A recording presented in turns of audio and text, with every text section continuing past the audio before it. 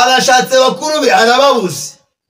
Arebye imbere ahubwo abona ikibazo, abona Goliyati n'ingabo z'Abafilisitiya. Amaze kuzibona, Dawidi sinzi uko yarebye hirya, abarebye mu myobo, ababonye Abisirayeli n'abakuru be n'umwami Sawuli bagiye mu myobo kubera gutinya Abafilisitiya na Goliyati. Bamaze kubatinya, Dawidi abarebye batangira kumubwira ati, wakana wahubwo ngwino aho uhagaze have, ngwino batakwivugana. Dawidi arabareba arababwira ngo muri mu myobo. Ati turi mu myobo. Ubu koko muri mu myobo, abantu Imana yatoranyije, abantu Imana yasize amavuta, abantu Imana yagize abantu bakomeye ikabamena amavuta yo kuba abami. Sawuli we, nawe uri mu mwobo. Ibi ni ibiki koko? Umwami ari mu mwobo, ibikomangoma biri mu mwobo, ingabo ziri mu mwobo. Dawidi arabireba aravuga, iki ni igiki? Ni ikihe kibazo gitumye muri mu myobo? Barangirira bamubwira ati, reba hariya, hari ukuntu abantu bakwereka ibibazo byabananiye, bakakwereka ibyo barimo batinya. Hari igihe ushaka akazi kakabura, ahubwo ukagira ibindi bintu ubona mu maso yawe. Dawidi arashatse bakuru be arababuze, arebye imbere ahubwo abona ikibazo. Yesu ashimwe nshuti bavandimwe, mudahwema kudukurikira kuri studio za channel ya Sam TV Rwanda. Ndabashuje mu izina ry'umwami wacu Yesu Kristo. Amahoro n'imigisha biva ku Mana yabane namwe. Nk'ibisanzwe ni Samuel Abayisenga. Mbere na mbere mbanje kubashimira kubw'umuhate n'ubushake mwagiye mugira wo kudukurikira. Ndagushuje we wakoze subscribe kuri Sam TV Rwanda. Ndagushuje wo ukurikira ibiganiro bya Sam TV Rwanda. Ndagushuje wo udukunda. Ndabashuje aho muherereye mu mpande zitandukanye, abaherereye iburasirazuba, iburengerazuba, amajyaruguru, amajyepfo, umujyi wa Kigali ndetse n'intara ya gatandatu diaspora. Mwese mbashuje ngira ni amahoro n'imigisha biva ku Mana bibane namwe. Muri inshuti zanjye ndabakunda.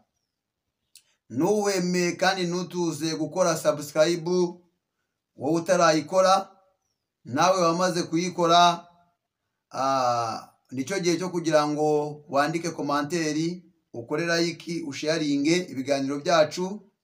Subscribe mwarazikoze turabashimiye, ariko hari ikibura, harabura komanteri zanyu ndetse na like no gusharinga ibiganiro dukora buri munsi. Nshuti muvandimwe, wowe ukunda Sam TV Rwanda, wowe ukunda njyewe Samuel Abayisenga, wowe ukunda abigisha tubagezaho buri gihe, kuko si njye nyine ukora kuri iyi channel, mubona ko nyuza abakozi b'Imana benshi bagatambutsa ubutumwa.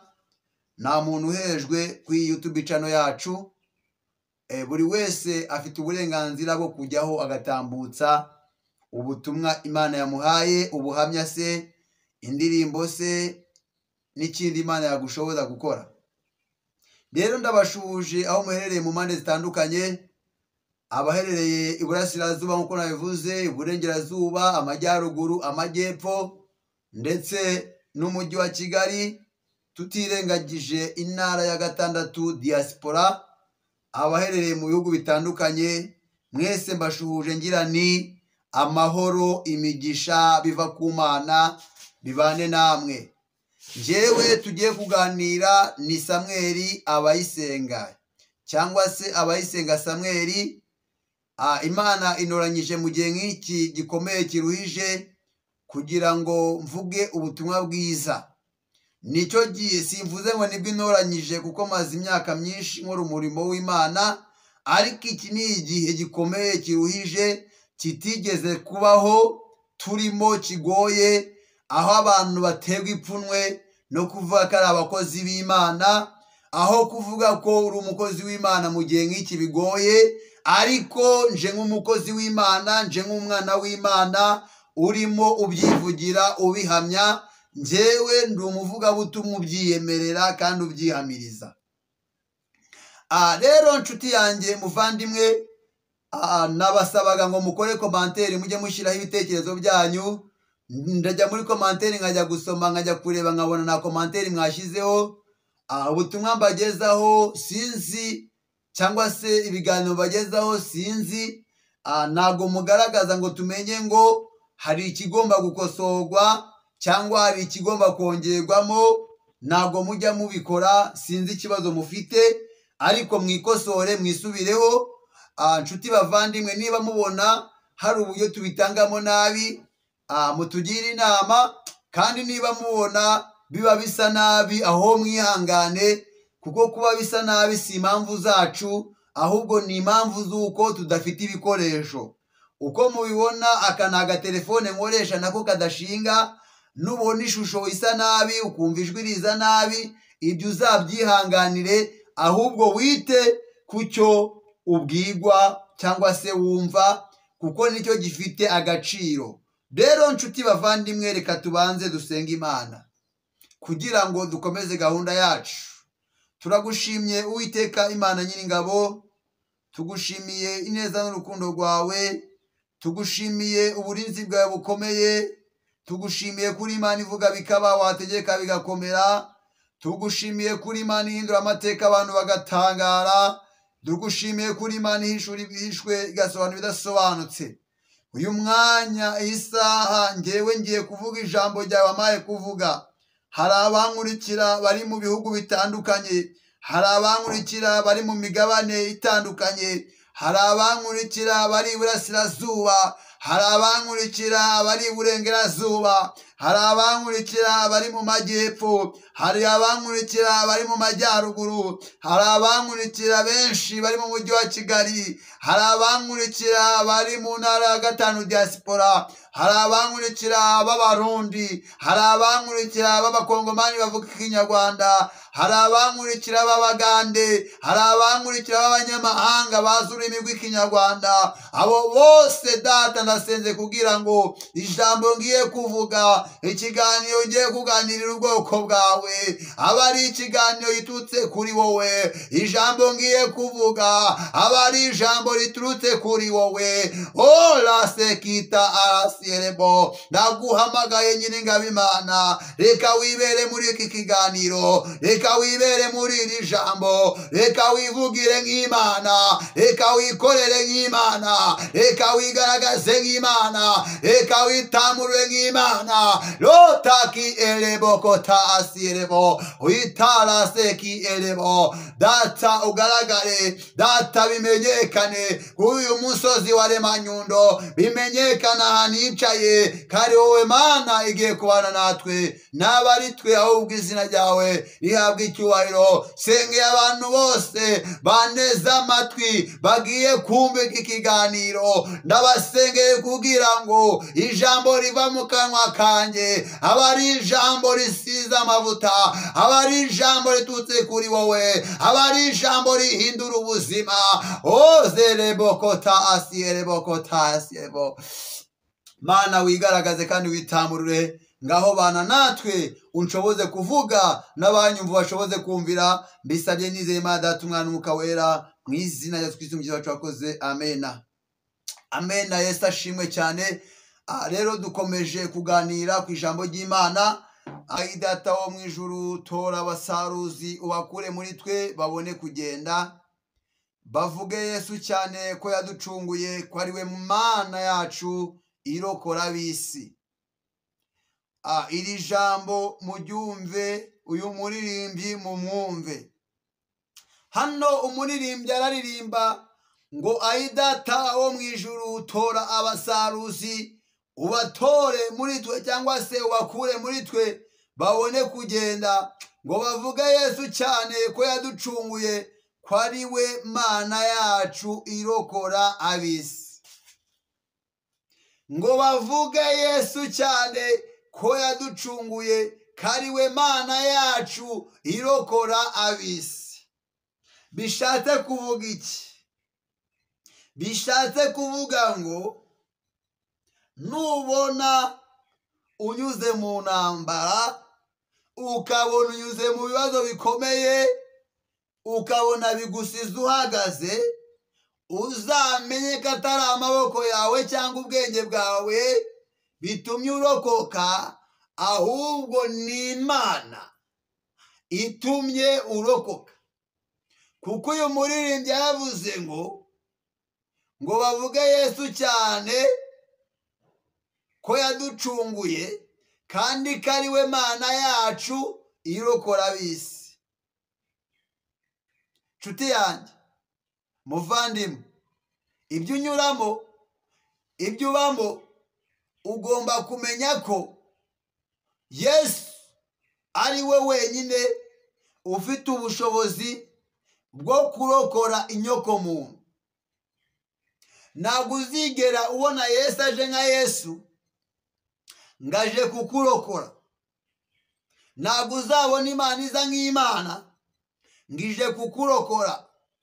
Ahubwo Imana ubwayo ikoresha uburyo butandukanye, igakoresha abantu batandukanye kugira ngo ize ikurokore. Yesu yaje gucungura inyokomuntu, araza yihindura umuntu nk'ikimenyetso cyo kugaragaza ko ntacyo uzigera ubona kivuye ku Mana itakinyujije mu bantu. N'Imana kugira ngo irokore inyokomuntu, idukureho uburetwa bwa Satani, idukure mu byaha, byabaye ngombwa ko yo ubwayo inyura mu muntu, ikaza yigiza umuntu kugira ngo ikunde, irokore njyewe, irokore nawe, idukure mu buretwa twari turimo. Abisirayeli Imana yaje ije muri Yesu, aza gucungura isi yose, aducungura. Ariko binyuze mu Bisirayeli, bo bibwiraga ko ari bo bonyine bagiye gucungurwa, ariko misiyo ya Yesu kwari ukugira ngo twese ducungurwe. Aza mu isi, yaje kugira ngo twese abari mu isi twizere izina rye, ducungurwe n'amaraso ye. Ntabwo uzigera ubona Imana iza gucungura umuntu itanyuze mu muntu. Niyo mpamvu ubwo byari bikomeye muri iki gihugu cyacu, Imana yanyuze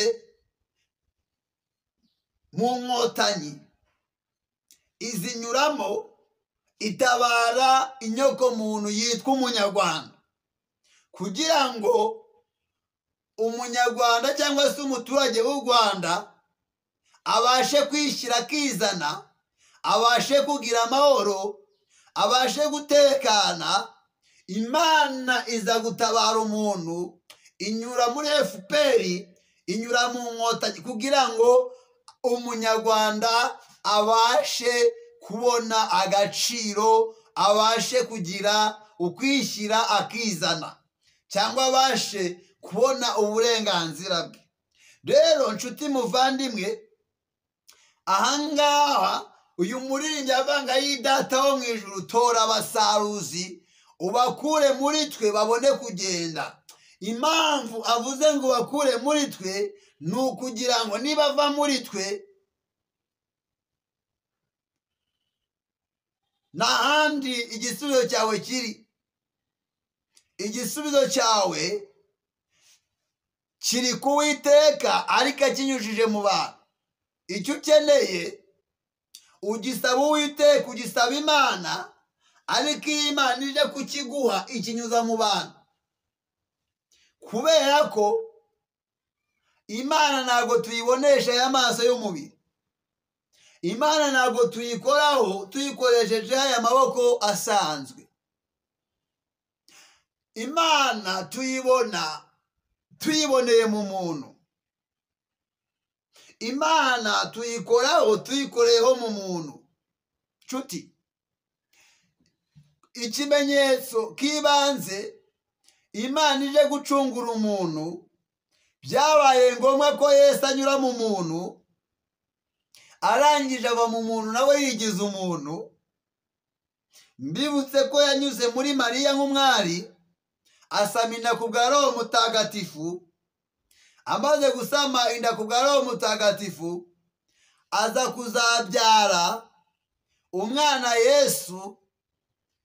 Amaze kumubyara atubamo, abana natwe kugeza igihe atangiriye misiyo ye y'ubutumwa.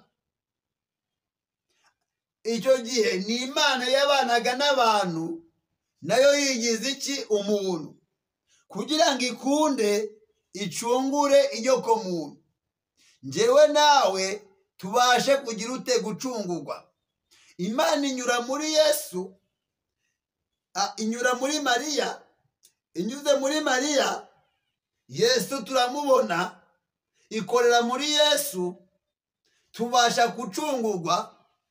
Abasha kutubambirwa, atumenera amaraso, aducunguza amaraso y'igiciro kinshi. Arangije igihe kiragera, asubira ku Mana. Mbibutse ko ubwo Imana yari igiye gutabara Abisirayeli, turi ku ijambo ritubwira ngo Imana yanze agasuzuguro. Nta nubwo Imana izemera ko izina ryayo ritukwa. Natwe abakurikiye, abumvira ijambo, ntabwo natwe tugomba kwemera ko izina ry'Uwiteka Imana yacu rigira ute? Ritukwa. Izina ry'Uwiteka Imana rishobora gutukwa mu buryo butandukanye kubera jyewe. Rishobora gutukwa mu buryo butandukanye kubera wowe. Igihe cyose uzabona urimo urakora iby'Imana idakunda, urimo urakora iby'Imana idashaka, ujye umenya ko uri mu nzira yo gutukisha Imana. Uba uri mu nzira yo gusuzuguza Imana, kandi Imana ntabwo ijya isuzugurwa.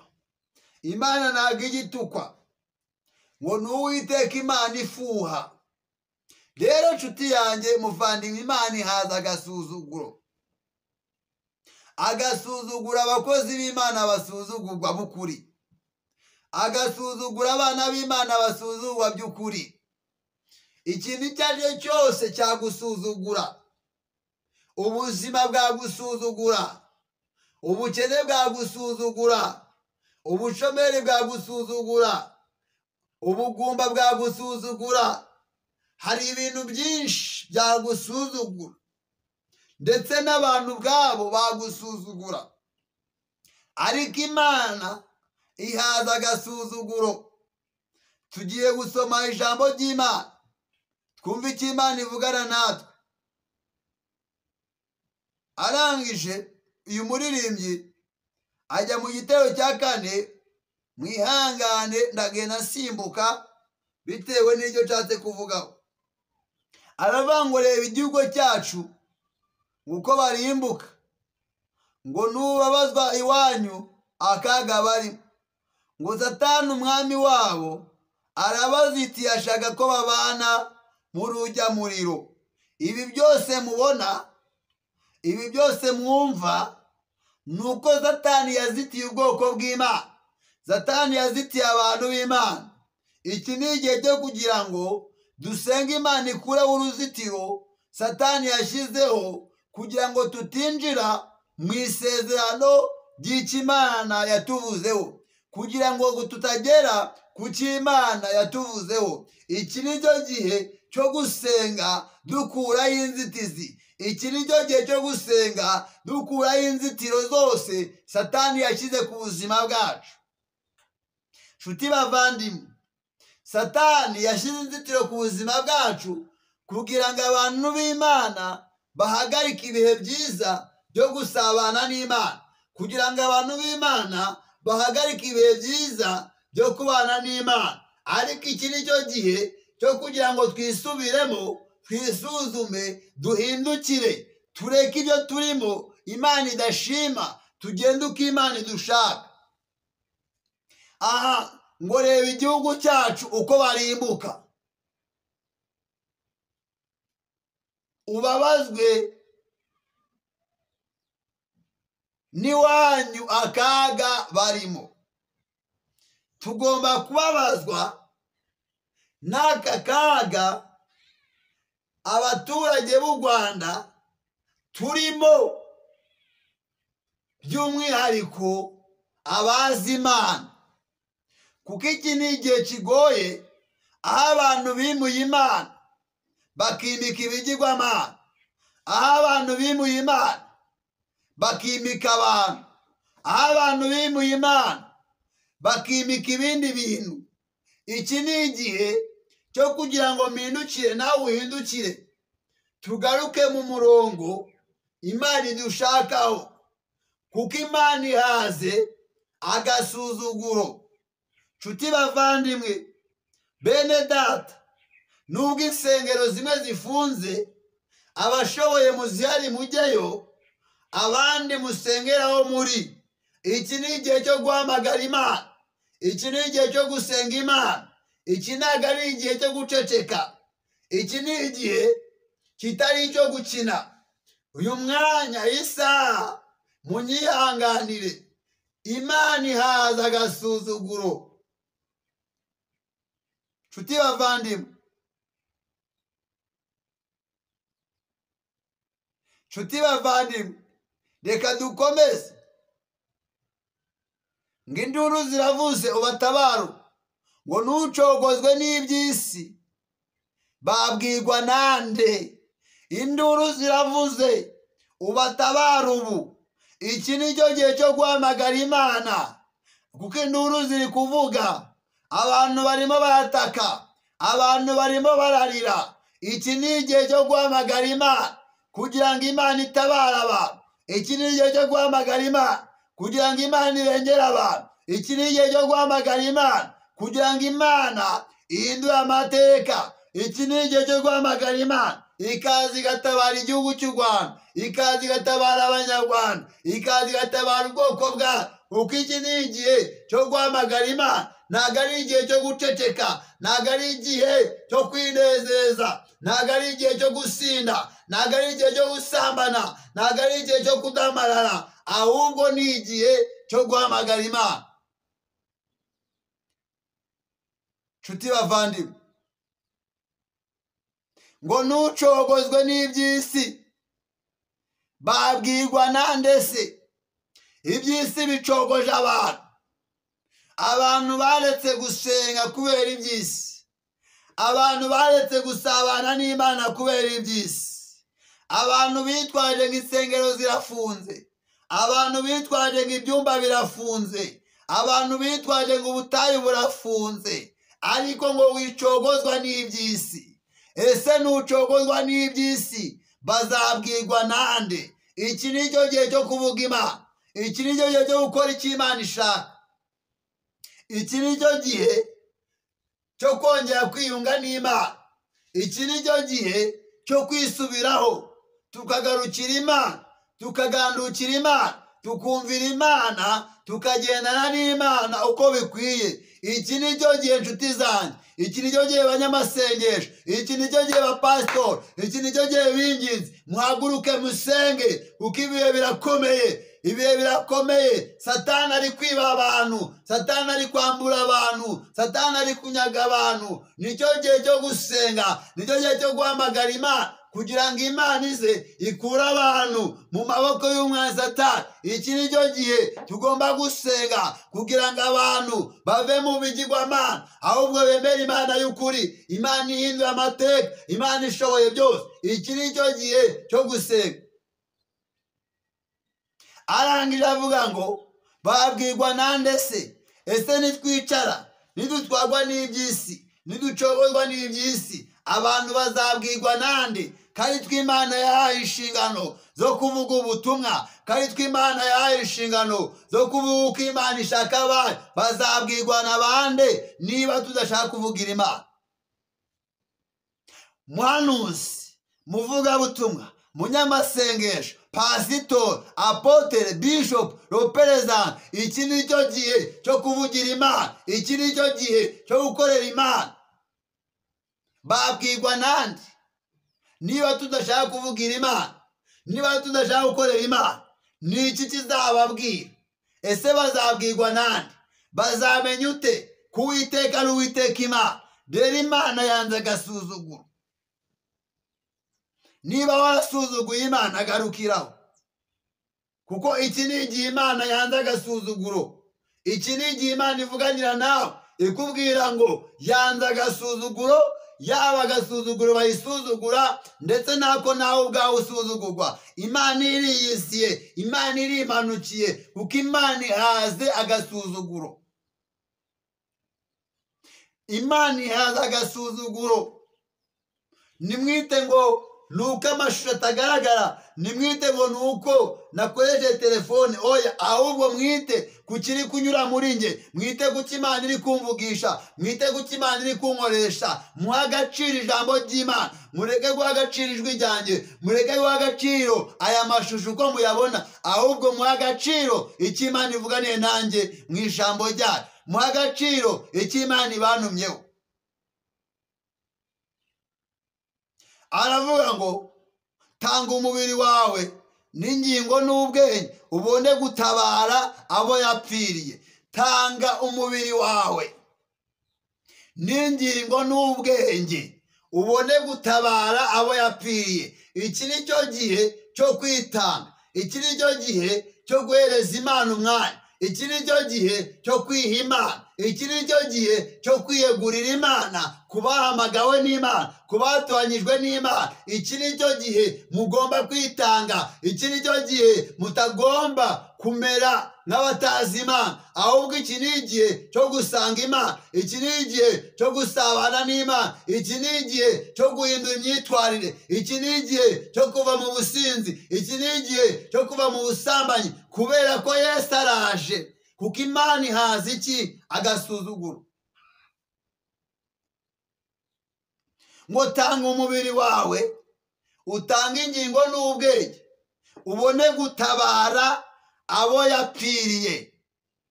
Ntabwo uzatabara abantu Yesu yapfiriye utitanze ubwawe. Petero abivuga ngo twitange tube ibitambo bizima, ngo bishimwa n'Imana, nguko niko kuyikorera kwacu kugize ute? Gukwiriye. Tugomba gukorera Imana. Niba uri umukozi w'Imana, niba warahamagawe n'Imana, ntawemerewe kukubuza gukorera Imana ku isi y'ababaho n'abazabaho. Nta muntu n'umwe ufite uburenganzira bukubuza gukorera Imana, keretse niba warahamagawe n'abantu. Ariko niba warahamagawe n'Imana, nta muntu n'umwe ufite uburenganzira bukubuza gukorera Imana. Nta n'ikintu na kimwe gifite uburenganzira bukubuza gukorera Imana. Niba warahamagawe n'Imana, ngo tanga umubiri wawe n'ingingo n'ubwenge, ihereza Imana, witange by'ukuri, wemerere Imana iyobora ubugingo bwawe, wemerere Imana inyuzemo ibyaha, wemerere Imana ikunyuzemo ibyaha, wemerere Imana igukoreshe nk'igikoresho cyayo, kuko nicyo gihe cyo kwemerera Imana kugira ngo ukorere Imana. Iki ni cyo gihe cyo kuvuga ukuri Imana igwaye kuvuga, kuko Imana ishaka kugendana n'abavuga ijambo ryayo ry'ukuri. Imana ihaza abesikoro, Imana ihaza abanyamanyanga, Imana ihaza abajura bibisha ijambo ryayo. Imana irabihaza ibyo, Imana ihaza ibyo byose. Imana ishaka abantu bayikorera by'ukuri, bayemerera bakagenda uko ishaka. Abo niba Imana ishaka. Imana ihaza agasuzuguro.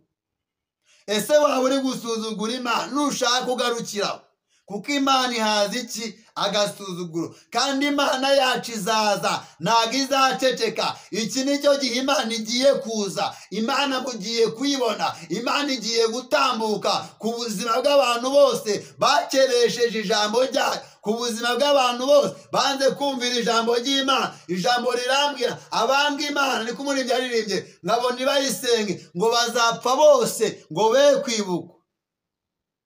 Ese mwibagiwe iryo jambo? Ese mwibagiwe muririmbyi? Abanga Imana bose bazapfa bose be kwibukwa. Ngo nyamara urwo rukundo rutagira akagero, ubwo idukunda twebwe abari mu isi nibwo rutazashira. Ese ukunze abantu b'Imana? Ese ukunze umurimo w'Imana? Ese ukunze gukorera Imana? Itanga. Iki nicyo gihe cyo kwemerera Imana, iki nicyo gihe cyo gukorera Imana, iki nicyo gihe cyo kuvugira Imana, iki nicyo gihe cyo kugendana n'Imana. Ntabwo Imana yigeze ihagarika abakozi bayo kuyikorera, ntabwo Imana yigeze ikubwira ngo hagarara. Niba Imana itarakubwiye ngo reka kuyikorera, ni iki cyaguteye kureka gukorera Imana? Ni iki cyaguteye kureka kuvugira Imana? Imana igiye kuza kandi izazana inkoni, izaza ntabwo izaceceka, kandi izaza uzayibona, uzayibonesha amaso yawe. Nshuti muvandimwe, niba Imana yaraguhamagaye kuyivugira, vuga. Niba yaraguhamagaye kuyikorera, yikorere, itange, ukorere Imana. Wirinde ibyaha, wirinde amakosa, wirinde kugenda nabi, wirinde gucumura, wirinde kugoma, wirinde kugomera igihugu, wirinde kugomera Imana, wirinde no kugomera abantu. Ariko uko Imana yaguhamagaye, ibyo Imana igusaba ubikore. Nikubwira kuvuga, vuga. Imana ibwira Ezekiyeli, iramubwira ngo nimbwira umunyabyaha ngo yihane ibyaha bye, ngo numubwire ngo azapfa, ngo ariko Imana izabikubaza. Ese wowe nshuti yanjye, aho ngaho niwanze kuvuga ukuri, niwanze kuvugira Imana ngo utiteranya, Imana iragushaka. Imana izaza ntizaceceka, kandi Imana niza mwese muzayibona. Abantu mwanze kuyumvira, Imana ije guhangana nawe wanze kuyivugira. Imana ije guhangana nawe utukisha izina ry'Uwiteka Imana. Iki nicyo gihe cyo kubona Imana, nicyo gihe cyo kubona Imana ikora, kandi Imana muraje muyibone. Wirinde gusuzugura umuntu w'Imana, wirinde gusuzugura umuntu wavuzweho n'Imana, wirinde gusuzugura umuntu utumwe n'Imana, wirinde gusuzugura umuntu ukoreshejwe n'Imana. Shishoza nshuti yanjye, muvandimwe. Aravuga ngo ugwanane na Yesu kweta bihebuje. Wowe ugwanana na Yesu ngo kweta bihebuje, ngo we kwitwaza imifuka n'ibitabo gusa. Iki si igihe cyo kwitwaza ibitabo, iki si igihe cyo kwitwaza imifuka, ahubwo ni cya gihe cyo kwitwaza ijambo. Dawidi abivuga neza, aravuga ngo nabikiye ijambo mu mutima wanjye kugira ngo nagucumuraho. Nicyo gihe cyo kwitwaza ijambo Imana yashyize muri wowe. Iki si igihe cyo kwitwaza ibitabo, si igihe cyo kwitwaza imizingo y'ibitabo, ahubwo ni igihe cyo kwitwaza ijambo Imana yagushyizemo, Imana yashyize muri wowe. Ni igihe cyo kugira ngo ibiri muri wowe abe ari byo usohora. Imana wamenye aba ariyo uvuga, Imana wabonye aba ariyo uvuga. Iki ni igihe cyo guhamya Imana yawe, apana iyo wumvanye abantu, apana iyo wava ubonanye abantu, ahubwo iyo wiboneye n'amaso yawe. Nicyo gihe cyo guhamya wowe Imana wiboneye, nicyo gihe cyo guhamya Imana yivuganiye nawe. Ntabwo ari cyo gihe cyo guhamya Imana yavuganye na Samweli, ntabwo ari cyo gihe cyo guhamya Imana yavuganye nande, ahubwo iyo wiboneye, iyo wiboneye wowe ubwawe, ngo wowe kwitwaza imifuka n'ibitabo gusa, ngo ahubwo ngo ugende ubyawe n'Imana. Ese mwabyawe n'Imana? Ngo ugende ubyawe n'Imana, ukijijwe rwose. Wirinde kujya gukinisha, kuvugira Imana cyangwa gukorera Imana uzi kudakijijwe. Wirinde kujya gukinisha, kuvugira Imana cyangwa gukorera Imana uzi neza ko udakijijwe, ahubwo banza ukizwe, numara gukizwa ujye kuvuga Imana.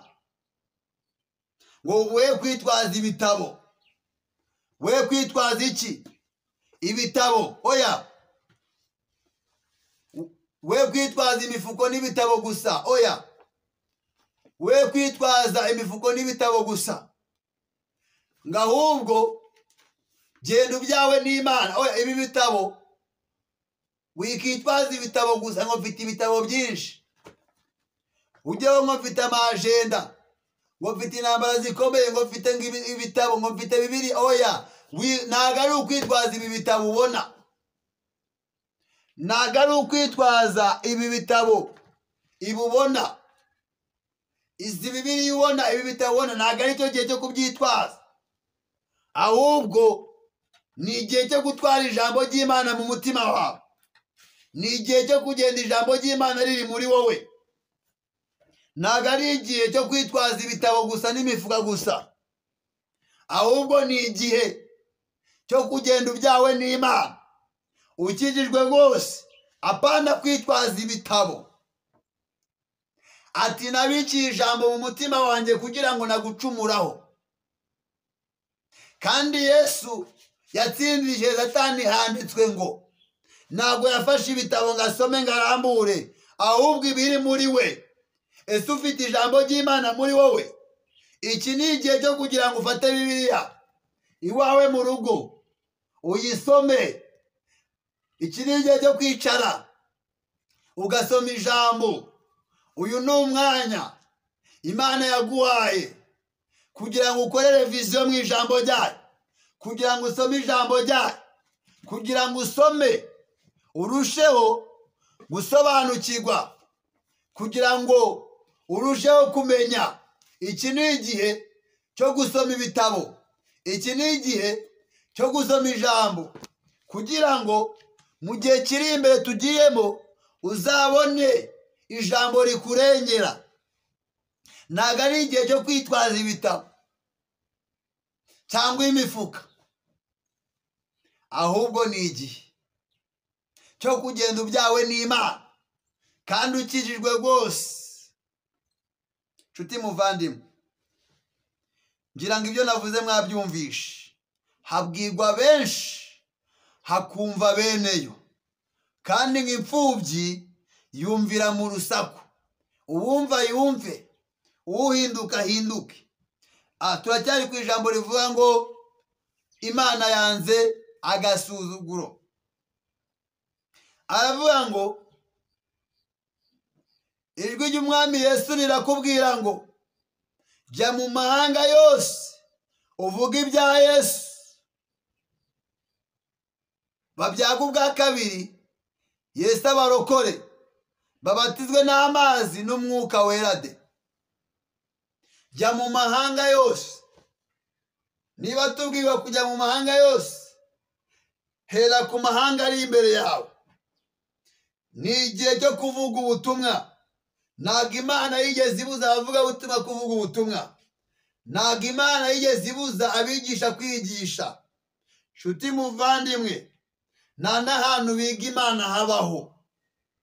Aya mashuri ya teoloji twiga ntabwo tuba tugiye kwiga Imana, ahubwo ni ukongera ubumenyi mu bijyanye n'iyobokamana. Nk'uko nafatika igitabo cyitwa Intambara Ikomeye, nkasoma nkiga kugira ngo menye ibyo Ellen White yanditsemo. Nk'uko nafata iyi Bible y'Abahamya y'Ubuhinduzi bw'Isi Nshya, nkasoma kugira ngo nige ibyanditsemo. Nk'uko nafata iyi Bibiliya yera nkasoma kugira ngo ndusheho gusobanukirwa n'ibindi bitabo bitandukanye. Ariko ibi byose bibumbiye muri iyi yitwa Bibiliya. Iyi niyo ntwaro Imana yaduhaye nyamukuru. Iri ni ijambo ry'Imana Imana yaguhaye, Imana yambaye kugira ngo rihindure ubuzima bwanjye. Ibindi bitabo dusoma, ibindi bitabo twiga, ni ukugira ngo bidufashe. Kuba nafata amasirabisi atandukanye n'ibitabo bigiye bitandukanye, nkafata amasirabisi nk'aya yose atandukanye yo gusoma y'ibitabo mu bya teoloji n'ibindi. Nibi byose mubona, ibi ngibi ntabwo ari byo bigaragaza ko umuntu ngo ari umukozi w'Imana. Kuba nafata ibitabo bingana uku n'ibindi birenze ibi umuntu abasha gusoma, ntabwo ari byo bigaragaza ko uri umukozi w'Imana. Ntabwo ariyo misiyo Imana yaduhamagariye. Ibi ntabwo ari byo bigaragaza ko twahamagawe n'Imana. Ntabwo ari byo bigaragaza ko turi abapasitori cyangwa turi abavugabutumwa. Ahubwo icyo Imana yagushyizemo, icyo Imana igushakaho, si uko kwiga ari bibi, si uko kujya gusoma ari bibi, kuko nanjye mubonye ko narasoma kandi n'ubu ndasoma, ariko si byo by'ingenzi. Ahubwo icy'ingenzi ni icyo Imana yaguhamagariye gukora. Ntabwo Imana ihamagara abantu bize cyane, ntabwo Imana irebera ku mashuri, ntabwo Imana irebera ku bumenyi tugira, ahubwo Imana irebera ku cyo yavuze ku muntu. Abakubwira amashuri, abakubwira amadipome n'amalisansi, abo barabesha. Icyo ni ikinyoma. Ntabwo Imana igendera kuri ibyo. Imana yabwiye Yeremiya, iramubwira ngo nakumenye narakurema utaraba urusoro mu nda ya nyoko, nkushyiriraho kuba umuhanuzi uhanurira amahanga. Imana ihamagara Samusoni, imugira umunaziri, imugira umucunguzi w'Abisirayeli. Imana isanga Gideyoni arimo arasekura ingano, irangije ivugana nawe, iramubwira ngo wa munyembaraga we, ngwino ujye kunesha iki, kurwanya iki, Abamidiyani. Gideyoni aravuga ati ngewe nkanjye w'insuzugurwa. Imana yagiye ikoresha abantu twakita insuzugurwa, ikabakoresha ibitangaza. Ntabwo Imana yakoresheje abafite za diporoma, ntabwo Imana yakoresheje abafite za lisansi, ntabwo Imana yakoresheje abafite impapuro za teoloji, ntabwo Imana yakoresheje ba Samweli bafite amasatifiketi ya teoloji, ntabwo Imana yakoresheje abafite za lisansi za teoloji. Ahubwo Imana ihamagara umuntu, igakoresha umuntu, ikamuha ubwenge, ikamushyiramo umuhamagaro wayo, ikamushyiramo impano zayo. Byaba akarusho akaba yaranize. Ariko ntabwo Imana igenderera ku mashuri, ahubwo Imana igenderera ku cyo yashyize mu muntu. Si uko kwiga atari byiza. Kwiga ni byiza. Mwabibonye ko mberetse nanjye ko niga kandi ndasoma, naranize. Sinize menshi cyane, ariko anshoboza kugaragaza ko nize mu baciriritse arahari. Rero inshuti zanjye bavandimwe, icyo Imana igushakaho, Imana ihaza agasuzuguro. Mureke gusuzuguza Imana. Dawidi arabivuga ageze mu ijambo ryanditse muri Zaburi 123. Simatinda cyane, ariko ntabwo twasoza tudasomye ijambo ry'Imana ryanditse muri Bibiliya. Imana ihaza iki? Agasuzuguro. Nongere mbisubiremo, Imana ihaze agasuzuguro. Imana yanze agasuzuguro. Aravuga Dawidi ngo we wicara mu ijuru, ngo kuri wowe niho nuburira amaso, ngo dore nk'uko amaso y'abagaragu bayahanga ukuboko kwa shebuja, nk'uko amaso y'umuja ayahanga ukuboko kwa nyirabuja, ngo niko amaso yacu tuyahanga Uwiteka Imana yacu, kugeza aho azatubabarira. 3, Uwiteka utubabarire kuko duhaze cyane igisuzuguriro. Reka ndekeraho. Utubabarire kuko duhaze cyane igisuzuguriro. Tugeze ku murongo wa 3, uwa 4 tuwureke. Kuko duhaze cyane igisuzuguriro. Dawidi ndamukunda cyane. Ahangaha abwiye Uwiteka Imana ngo tubabarire kuko duhaze cyane igisuzuguriro, abatukisha izina ryawe, abasuzuguza izina ryawe, abo ngabo turabahaze, abadutesha agaciro turabahaze. Dawidi aha hari ibyari bimusumiriye, aha hari ibyamusuzuguraga, ahangaha hari ibyatukishaga izina ry'Uwiteka Imana. Mbibutse Dawidi igihe kimwe yanze agasuzuguro kuwo bitaga Goliyati. Uyu Goliyati yari yarakoze imyitozo ihagije. Uyu Goliyati yari afite ubuhanga buhagije cyane mu gutera agatsinda. Uyu Goliyati yari afite ubuhanga buhagije cyane mu ntambara zose yagwanye, nta ntambara n'imwe yigeze atsindwa. Ariko Imana ihaza agasuzuguro ka Goliyati, Imana isanga Yesayi. Uyu Yesayi mvuga ni se wa Dawidi, akaba na se wa Bashama. Uyu Yesayi ahita atekereza kuri Dawidi, aravuga ati watuma umwana wanjye Dawidi. Dawidi wari waraciririwe mu ishamba, Dawidi wari warambuwe agaciro, none bibaye ngombwa ko yitwa umwana. Aramubwira ati uwatuma umwana wanjye Dawidi akagemurira abakuru be ibwami, akabagemurira ku rugamba aho bagiye. Dawidi agenda agemuriye abakuru be. Ahageze Dawidi arababura. Amaze kubabura, arebye imbere abona Goliyati n'izindi ngabo. Hari igihe ushaka abantu ukababura, hari igihe ushaka ibintu ukabibura, hari igihe ushaka ubutunzi ukabubura, hari igihe ushaka akazi ukakabura, ahubwo ukagira ibindi bintu ubona mu maso yawe. Dawidi arashatse bakuru be arababuze. Arebye imbere ahubwo abona ikibazo, abona Goliyati n'ingabo z'Abafilisitiya. Amaze kuzibona, Dawidi sinzi uko yarebye hirya, abarebye mu myobo, ababonye Abisirayeli n'abakuru be n'umwami Sawuli bagiye mu myobo kubera gutinya Abafilisitiya na Goliyati.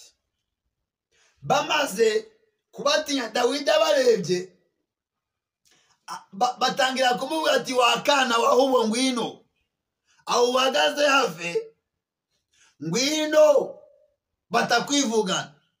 Dawidi arabareba arababwira ngo muri mu myobo. Ati turi mu myobo.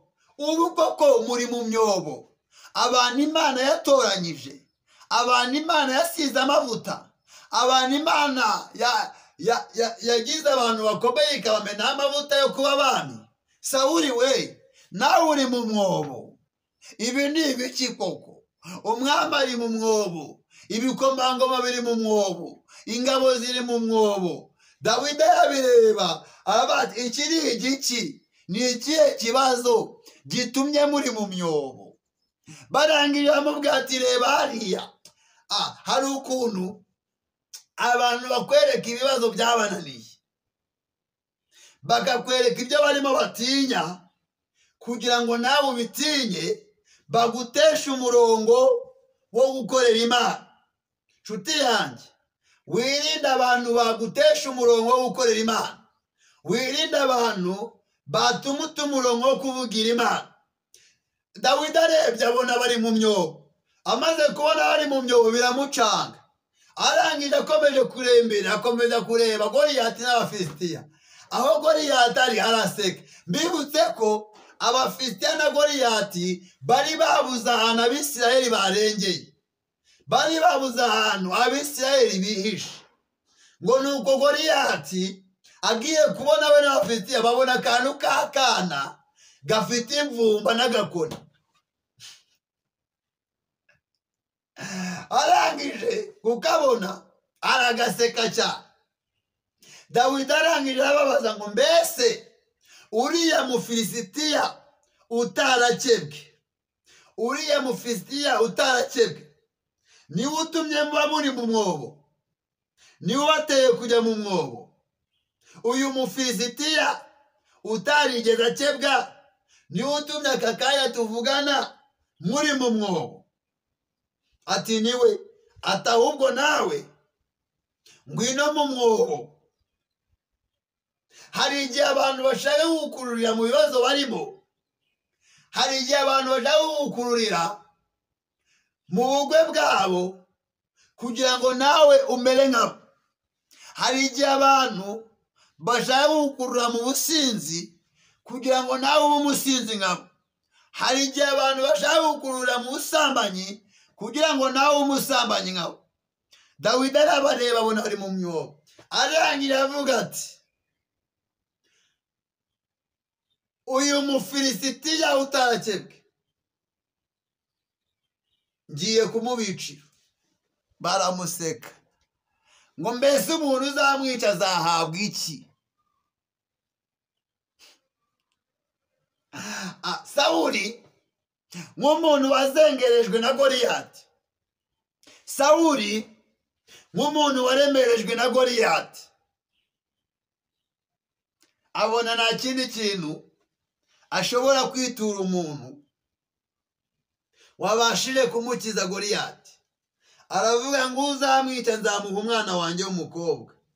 Dawidi igihemba akibonye ati ngaho reka ngenda. Atoya wigenda gutyo. Ati hari ibintu tujya tugwanisha. Bashatse kumuhereza ibintu agomba kwambara by'uburinzi.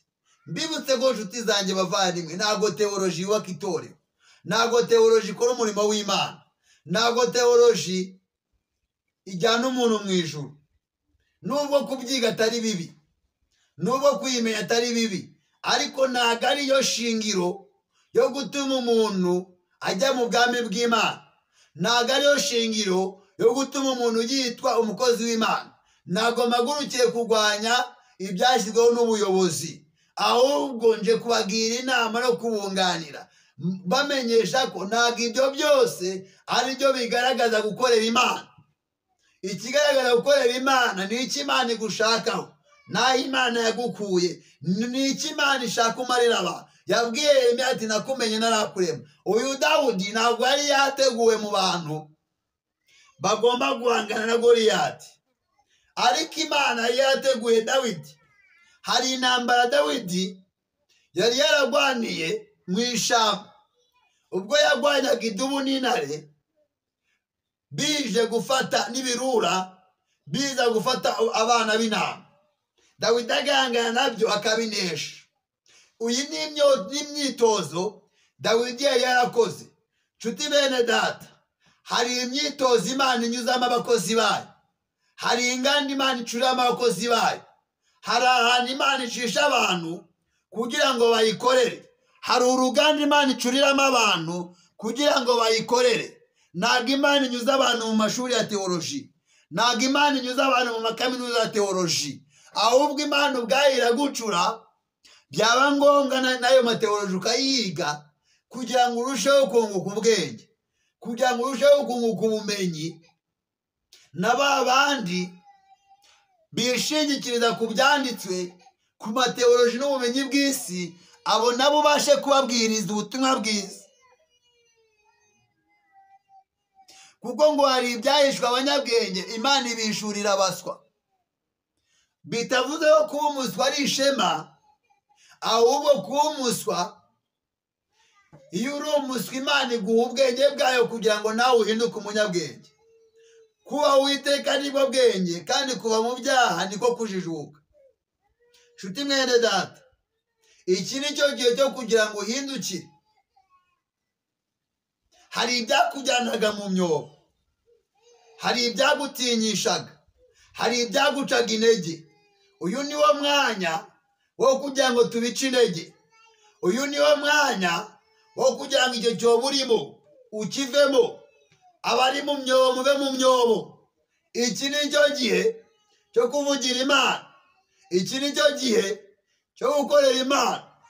Igihe kimwe uwo bita Eliya yagize gutya, abona ibyari biri kuba, ateza amapfa.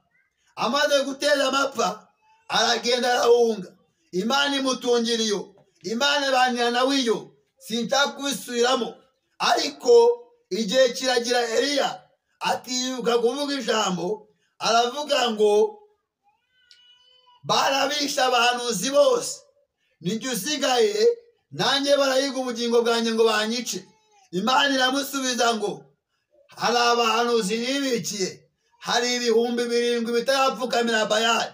Mbibutse ko hari abahanuzi, hari abakozi b'Imana. Obadiya yari yaragiye ahisha mu myobo. Hari abakozi b'Imana, Obadiya yari yaragiye ahisha mu buvumo. Nshuti muvandimwe, hari abantu Imana yashishe, hari abo Imana yahishe, hari abo Imana yarinze. Iki ni cyo gihe cyo kuvuga. Iki ni cyo gihe cyo gukorera Imana. Niba ukorera Imana, erura ukorera Imana. Niba udakorera Imana, ntabwo ubigaragaze umese kamwe. Akazuyazi no, Imana ntabwo ishaka abantu bakazuyazi. Niba udakonje ntubire, kuko uri akazuyazi, Imana igiye kukuruka. Rero niba udakonje ntubire, igiye kukuruka. Garagaza ko ukonje cyangwa ugaragaze kubisi. Iki ni igihe cyo kwerura tugakorera Uwiteka Imana. Iki ni igihe cyo kwerura tukavugira Imana. Nshuti muvandimwe, iki ni igihe cyo gukorera iyaguhamagaye.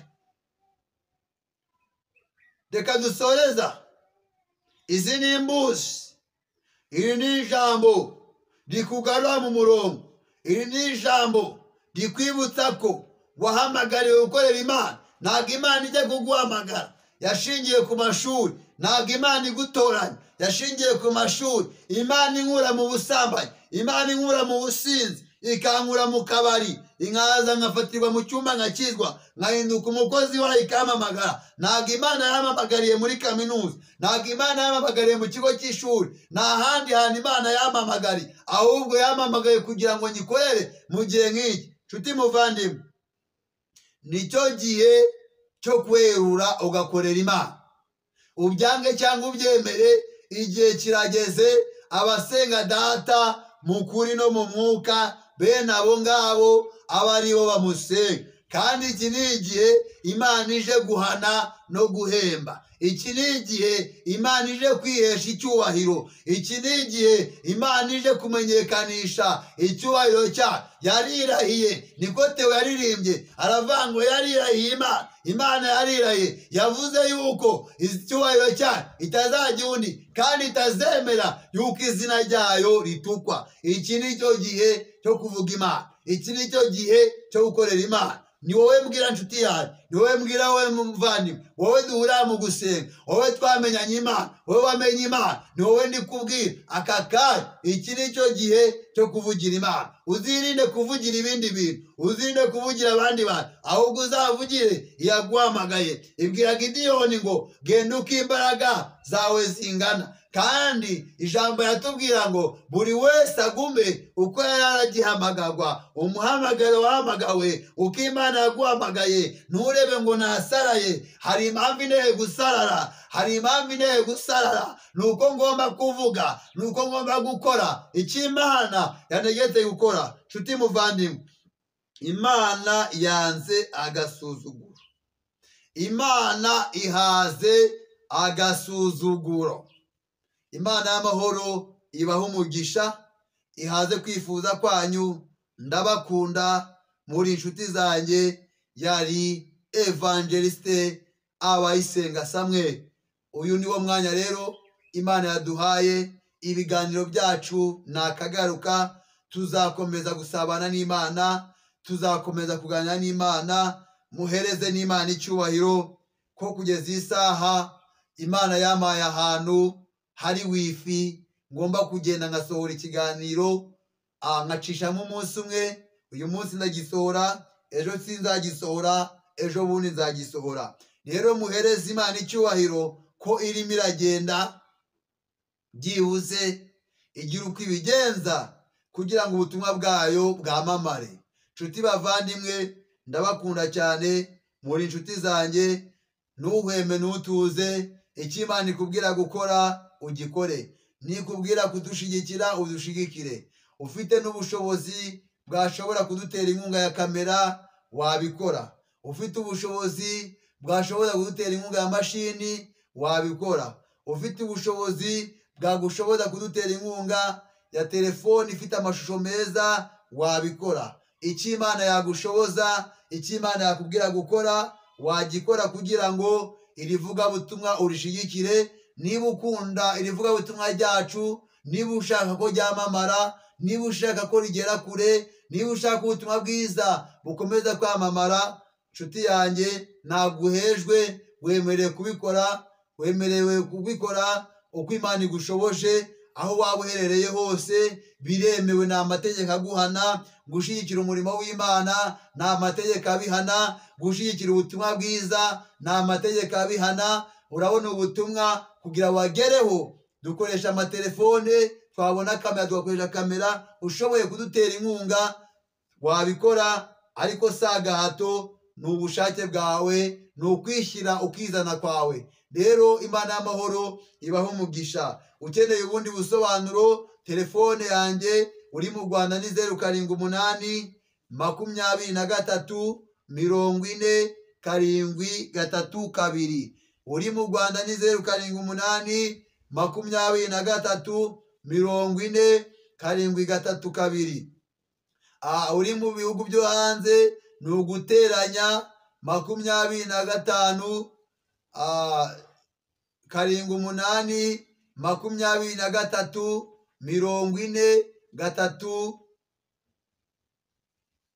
40 732. Guteranya 250 48 23 40 732. Iba kuri WhatsApp n'ahandi hose. Ubufasha wakenera kohereza uko Imana igushoboje, nta kibazo, biremewe. Imana y'amahoro ibaho umugisha. Waba uri mu Rwanda, waba uri hanze y'u Rwanda, ukeneye kohereza amadolari, ukeneye kohereza amayero, ukeneye kohereza amanyarwanda, uko Imana yagushoboza kugira ngo tubone ibikoresho tujya dukoresha irivugabutumwa, ushyigikira umurimo w'Imana, ni karibu. Imana y'amahoro iguhe umugisha. Kandi unagize iyerekwa ku bantu batambutse ibiganiro kuri YouTube, kuri channel, hakaba hari uwo ushaka kuvugana nawe, wamuhamagaye cyangwa ukatunyuraho. Hakaba hari uwo Imana ikuyoboyeho kugira neza, wabikora. Nta mategeko ahari abihana, ariko ni ubushake bwawe, ntago ari agahato, si n'itegeko. Imana y'amahoro rero ibaho umugisha, ihaze kwifuza kwanyu. Ibiganiro byacu nakagaruka. Ntiwibagirwe wowe utarakora subscribe gukora subscribe, ntiwibagirwe wowe utaragira commentaire, ziremewe, like ziremewe, share ziremewe. Icyo ushaka gukora cyose kuri Sam TV Rwanda kiremewe. Imana y'amahoro ibaho umugisha. Ndabakunda. Imana ihaze kwifuza kwanyu. Abagwayi bakize, abambaye ubusi bambike, abashonje bagaburire, ababuze ubukodi bubahe, abakeneye za vizi zibahe, abakeneye uburenganzira bwanyu bubahe, abakeneye impapuro muherere mu bihugu byo hanze zibahe. Buri muntu wese mu cyifuzo afite, Imana ihaze kwifuza kwe. Reka dusengane Imana. Data, ndagushimiye kuri Imana yumva, ndagushimiye kuri Imana yera kandi ikiranuka, ndagushimiye kuri Imana ihindura amateka abantu bagatangara. Twarimo tuvuga ijambo ryawe. Ijambo ryawe ni ukuri, ijambo ryawe rirarema, ijambo ryawe ni ubuzima. Reka rero wigaragaze, uhaze kwifuza kwacu. Rengera abana bawe, rengera ubwoko bwawe, ganza kandi utegeke. Dufashe kandi utugire ibambe n'imbabazi n'ubuntu. Bisabye nizeye Imana Data, Umwana n'Umwuka Wera, mu izina rya Kristo wacu wakoze. Amen. Imana ibahe umugisha. Ibiganiro byacu nakagaruka. Ciao, ciao, ciao.